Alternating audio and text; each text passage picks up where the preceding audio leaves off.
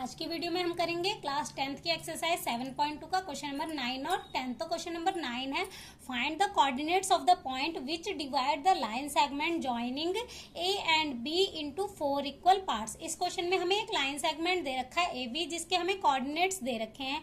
अब हमें उन पॉइंट्स के कोऑर्डिनेट फाइंड करने हैं जो इस लाइन सेगमेंट को 4 इक्वल पार्ट्स में डिवाइड करते हैं। तो हमने उन पॉइंट को क्या लेट कर लिया, पी क्यू आर। अब यहाँ पे हमें इनके कोऑर्डिनेट्स फाइंड करने हैं। अब यहाँ पे हम देख सकते हैं कि ये जो क्यू पॉइंट है, इसके इस साइड भी 2 पार्ट आ रहे हैं, इस साइड भी 2 पार्ट आ रहे हैं। दैट मीन्स ये ए बी का क्या है, मिड पॉइंट है। तो हम मिड पॉइंट सेक्शन फॉर्मूला लगा के इसके कोऑर्डिनेट फाइंड करेंगे। तो हमारे पास मिड पॉइंट सेक्शन फॉर्मूला होता है x1 plus x2 bye 2 y1 plus y2 bye 2। तो सबसे पहले हम क्यू पॉइंट के मिड पॉइंट फाइंड कर रहे हैं। x1 प्लस x2 तो -2 plus 2 -2 plus 2 by 2 comma y1 plus y2 तो 2 प्लस 8 बाय 2।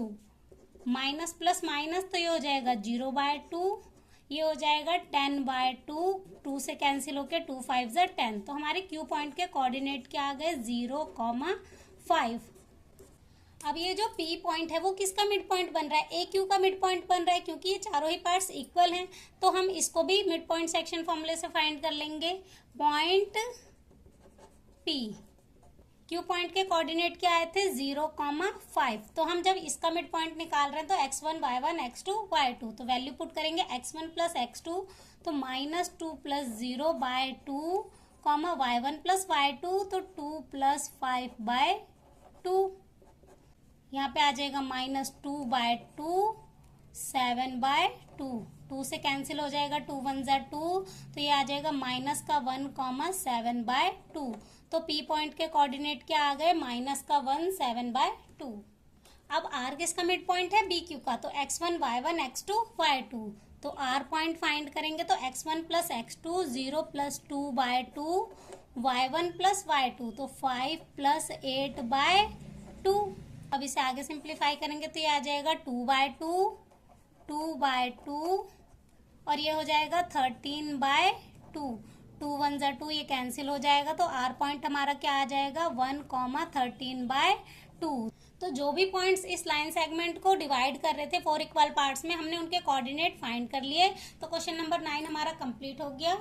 अब एक्सरसाइज का लास्ट क्वेश्चन नंबर 10 देख लेते हैं। Find the area of rhombus if its vertex are 3,0 4,5 -1,4 and -2, -1 taken in order. इस क्वेश्चन में हमें क्या दे रखा है, एक रोम्बस दे रखा है जिसके हमें वर्टेक्स दे रखे हैं।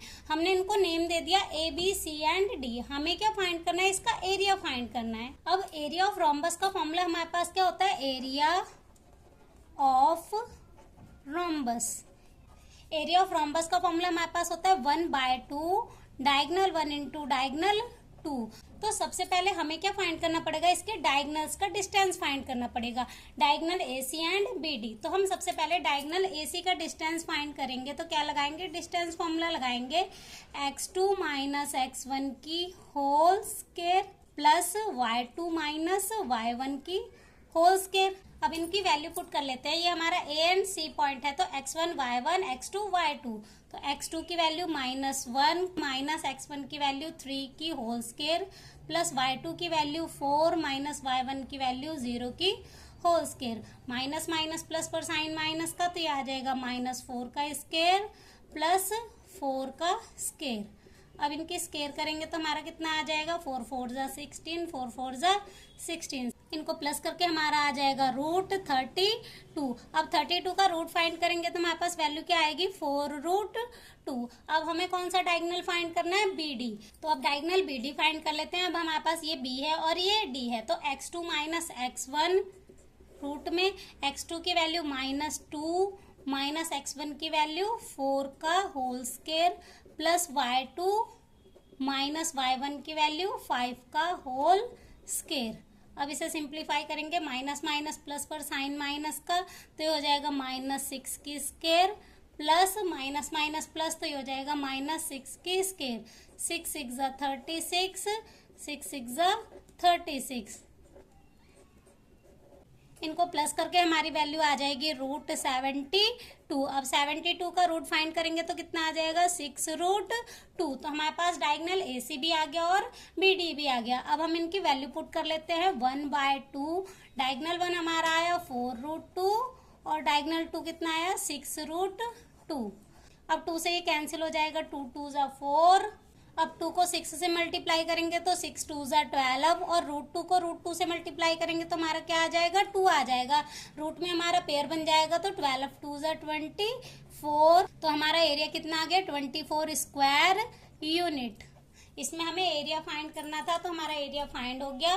तो क्वेश्चन नंबर 10 यहीं पे हमारा हो गया कंप्लीट। इस क्वेश्चन के साथ हमारी एक्सरसाइज 7.2 भी हो जाती है कंप्लीट। Thank you.